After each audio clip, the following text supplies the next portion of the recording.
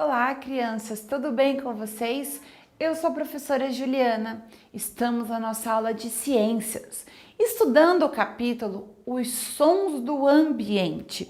Vamos ver agora os sons e a saúde. Os sons podem ser agradáveis ou desagradáveis. Esse entendimento depende de como cada pessoa percebe os sons ao seu redor. Quais sons você considera ruins e quais sons você considera agradável? E aí, pensando numa música, que gênero musical você acha agradável de ouvir e que gênero musical você acha chato, desagradável de ouvir? Na sua casa, que sons que você escuta que você acha agradável, gosta e que sons que você acha irritante ou que você não gosta? Vou falar para vocês. Eu de manhã cedo, quando tô naquele sono gostosinho, o despertador toca, eu acho um som bem desagradável, porque me tira daquele sono. Mas é só naquele momento, porque é importante e precisa, né? Mas vamos continuar aqui. Geralmente, chamamos os sons indesejáveis de ruídos. Portanto, ruído é qualquer som que seja considerado desagradável e perturbador ao ouvinte. Uma pessoa pode gostar da chuva batendo na janela, outra pode se incomodar com isso. Eu adoro o barulhinho da chuva batendo, mas eu confesso que tem um telhado na minha casa que ele é feito com um material específico e quando a chuva bate muito forte, faz um barulhão ali naquele lugar. Aí quando eu tô lá, eu não acho nada agradável o barulho da chuva. Mas quando eu tô no meu quarto, que não tem aquele tipo de telhado, o som é outro, eu acho agradável. Continuando. Uma pessoa... Opa, já lemos isso. Os sons da TV e do videogame pode não incomodar quem está assistindo ou jogando, mas pode incomodar outras pessoas. A conversa é produzida pela voz humana, mas também pode ser um ruído quando precisamos de silêncio. Quando ouvimos ruídos, podemos ficar irritados e nervosos. Ruídos e sons altos podem prejudicar a audição e até mesmo fazer com que o indivíduo perca a capacidade de ouvir. Vocês sabiam disso? Que nós temos que cuidar muito das nossas audições. Se a gente passa por longos períodos da nossa vida, do nosso dia, com sons altos, intensos, diretamente, pode ser muito prejudicial à nossa audição, como, por exemplo, o uso dos famosos fones de ouvido. Eu sei aí que tem muitas crianças que gostam de escutar música, gostam de ficar com os fones jogando videogame e deixam o som muito alto. Isso pode ser muito prejudicial à audição. Não é que é proibido usar fones, mas tem que cuidar com o volume do som. Continuando. Alguns exemplos de sons muito altos que podem nos prejudicar ou pelo menos incomodar são fogos de artifício, buzina de carro, sirene, entre outros. Vejam, as sirenes nas ruas, elas já são propositalmente muito altas porque são para atender emergências. Então, é para alertar as pessoas para se dispersar, dar passagem para um carro de polícia, ambulância, corpo de bombeiro, né? Às vezes tem locais que tem essa sirene para indicar algum perigo, ok? Os fogos de artifício, muito utilizados em festa de final de ano, principalmente, eles podem ser prejudiciais à nossa audição. Eu também, particularmente, acho lindo fogos de artifício, mas o barulho incomoda os meus ouvidos. Eu gosto de assistir com as mãos aqui, ó, protegendo. Então, veja aqui a imagem de uma criança que não gosta muito de ruídos de fogos de artifício. Continuando. A intensidade de um som pode ser medida por meio do decibel. Então, veja, quando eu falo assim, de uma altura Ah, e a professora Ju tem 1 metro de altura e 70 centímetros. Essa medida, metro e centímetro, é da altura. O som, ele tem um nome que se chama decibel. Então, para eu saber se a quantidade ou o volume ideal de um som no meu fone de ouvido, da televisão da minha casa e etc., é medido por decibel. Olha aqui. Os humanos podem ouvir até 90 decibéis sem ter a audição prejudicada. Observe a seguir alguns cuidados que devem ser tomados com as orelhas e com a audição. Vejam a imagem aqui, pessoal. Cuidados com a saúde das orelhas. Vejam lá. Sons muito altos prejudicam a audição e podem levar à surdez. 90 decibéis, dB, decibéis, é o limite máximo para o som nos fones. dB significa decibel, é a medida da intensidade do som. Então, aqui nós temos uma imagem de um médico cuidando, né, do ouvido, da orelha aqui. Ao usar fones, diminua o volume.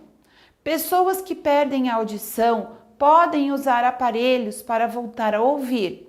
O médico poderá dizer se é possível voltar a ouvir ou não. Usar hastes flexíveis.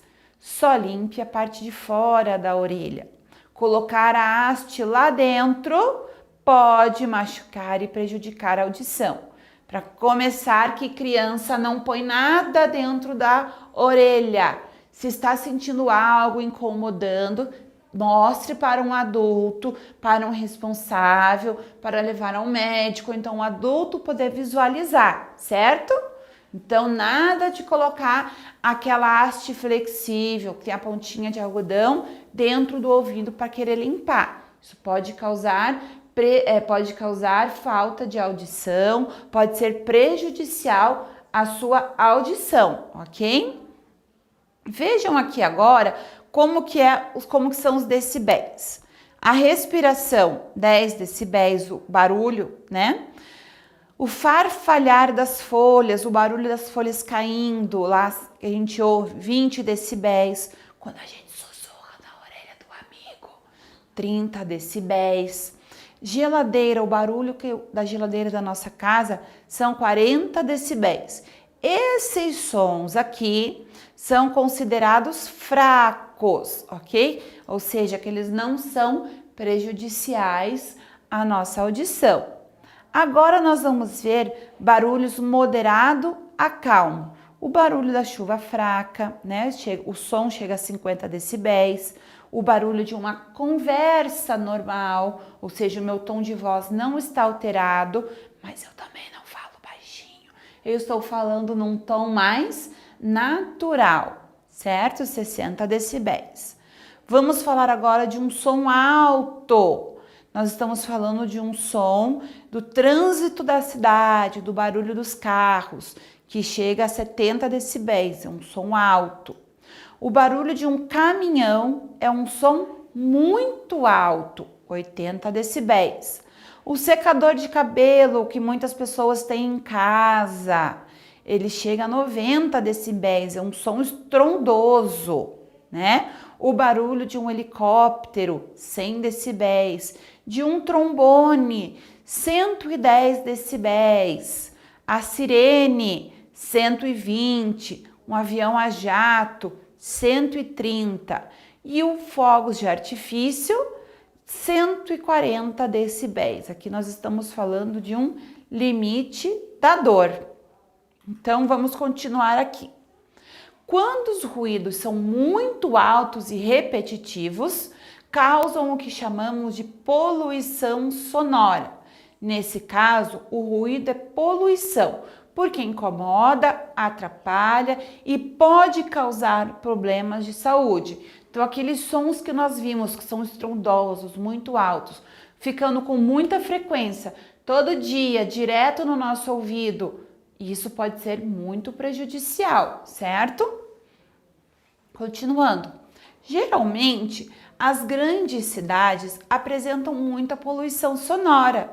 Afinal, são muitos veículos, buzinas, ruídos de construções e som alto causando esse tipo de poluição. Então, imagine aí, por exemplo, uma cidade como São Paulo, uma cidade que tem barulho de caminhão, ônibus, helicópteros, ruídos de sirene, tudo ao mesmo tempo. Isso é considerado poluição sonora, ok? A poluição sonora pode causar diversos problemas, como a perda parcial ou total da audição.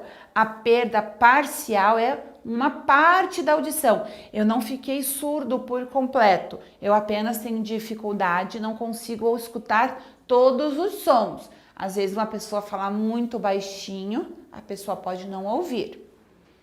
Além disso, é importante esclarecer que não são apenas os seres humanos que sofrem desse problema. Outros animais também sofrem com ruídos e barulhos altos. Quem que já viu animalzinho aí se escondendo, fugindo quando tem o barulho de um fogo de artifício? Porque ele sente aquele barulho que dói a orelhinha dele e ele quer se proteger. Há pessoas que têm alguma deficiência auditiva e por isso não ouvem os sons ou ouvem muito pouco. Aquelas que não ouvem som algum são chamadas de surdas. Algumas nascem sem ouvir, enquanto outras perdem a capacidade de ouvir ao longo da vida. Seja por alguma doença, por alguma deficiência ou até mesmo pela presença repetitiva de ruídos diariamente. As pessoas surdas são capazes de se expressar e de se comunicar. Para isso, a comunidade surda utiliza uma língua própria, é a língua brasileira de sinais, também conhecida como Libras. Você conhece os sinais usados nas Libras? Observe algumas imagens a seguir. Então veja, é muito comum pessoas surdas utilizarem as Libras para se comunicar e também existe muito hábito da leitura labial. A pessoa consegue saber o que você está falando, lendo, observando o movimento dos seus lábios e assim identificam, sabia? Agora eu vou fazer um desafio. Quero ver quem, observando aqui, consegue fazer o seu nome utilizando a Libras. Eu consigo fazer o meu, já aprendi. Quer ver só? Olha lá. J-U, Ju, L-I, Li. A-U-A-N-A, Juliana. Então eu falo, meu nome é Juliana. Viu que legal? Então, agora com vocês, um desafio. Faça o seu nome utilizando as Libras. Pesquisa aí no seu livro as letras do seu nome e faça o seu nome. Cuidem-se, crianças. Nos vemos em breve. Tchau, tchau.